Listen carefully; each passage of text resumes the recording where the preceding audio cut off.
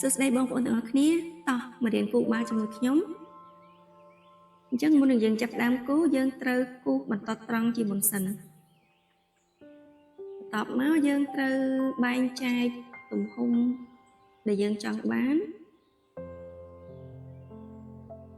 យើងអាចធ្វើការវាស់វែងដោយសារ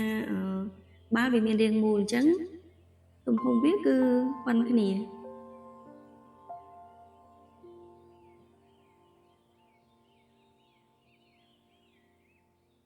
បន្ទាប់ពីយើងចែករួចគូសរួចហើយយើងចាប់ផ្ដើមគូសភ្ជាប់ទម្រង់ទាំងអស់ហ្នឹងឲ្យចេញជារូបរាងបាល់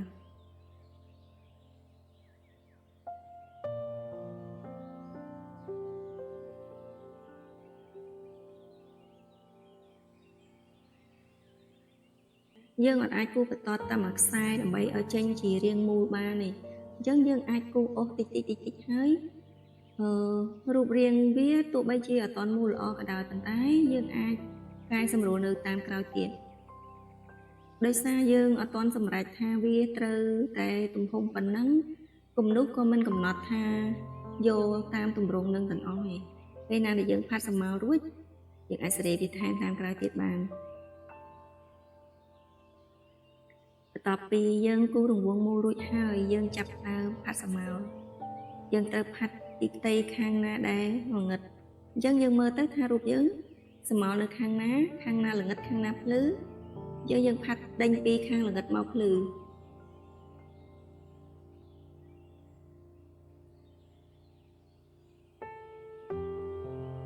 ហើយប្រភេទខ្មៅដៃគឺយើងត្រូវមើលដែរផ្ទៃភ្លឺយើងត្រូវប្រើប្រភេទ A ផ្ទៃល្ងឹតយើងត្រូវប្រើប្រភេទ B ដោយសាររូបបាល់យើងវាមិនមែនជាពណ៌ខ្មៅទេពណ៌វាគឺពណ៌សអញ្ចឹងសម្មាលវាគឺអត់ល្ងឹតខ្លាំងទេយើងអត់អាចគូសឲ្យវាល្ងឹតខ្លាំងពេកទេពេលណាយើងគូសល្ងឹតខ្លាំងរូបយើងនឹងលេងជាបាល់ពណ៌សទៀតហើយនឹងคล้ายទៅជាពណ៌អីផ្សេងទៀត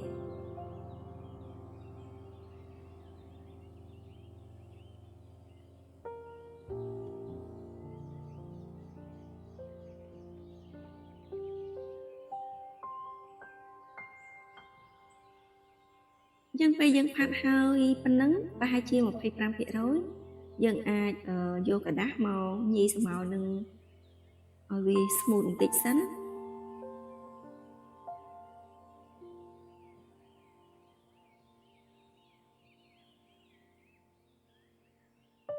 បន្ទាប់ពីយើងញីសម្មាលរួចយើងអាចសម្អាតគែមដែលយើងជូតទៅវាបតិតតាប្រឡាក់អញ្ចឹងយើងសម្អាតវាសិនបើសិនជាយើងអត់ទាន់ចង់សម្អាតវាក៏បានដែរយើងអាចគូវាបន្តទៀតតែអ្នកខ្លះគាត់ចូលចិត្តសម្អាតដូចខ្ញុំជាដើមពេលណាដែលខ្ញុំគូហើយខ្ញុំជូតប្រឡាក់អញ្ចឹងខ្ញុំពិចារណាគឺខ្ញុំសម្អាតសិនសម្អាតស្អាតហើយបើខ្ញុំគូតទៀត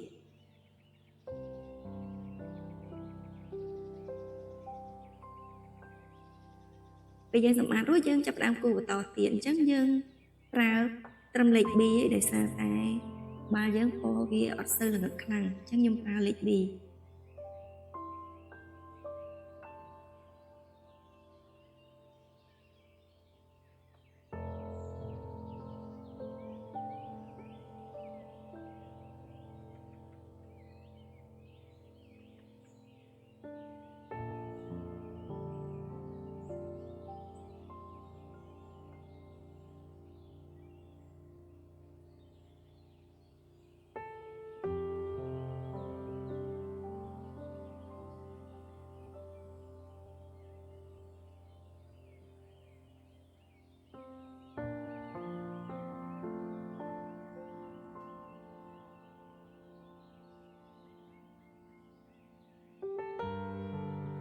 អញ្ចឹងផ្នែកភ្លឺយើងប្រើប្រភេទ H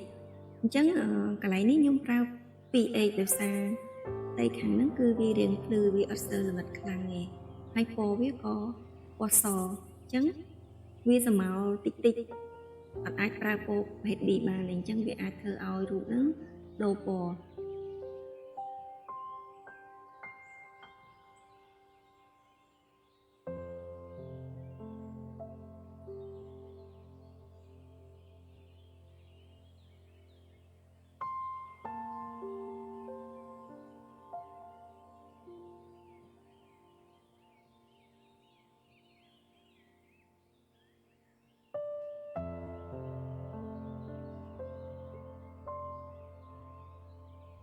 យើងអាចធ្វើការ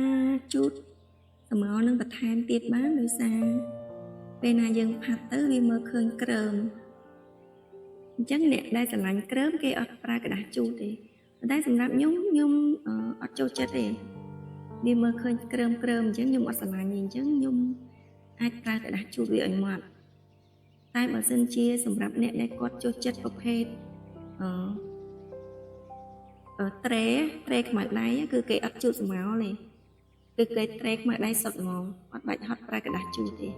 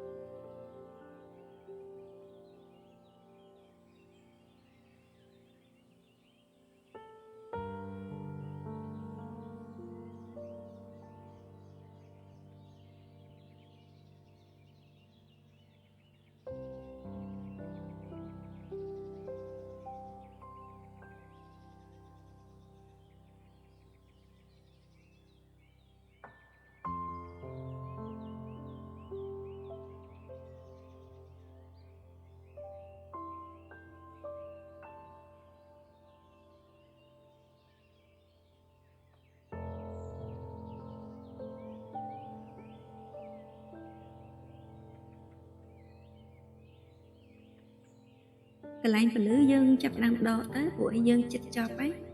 កន្លែងណាភ្លឺខ្លាំងយើងប្រើចូលលុបដក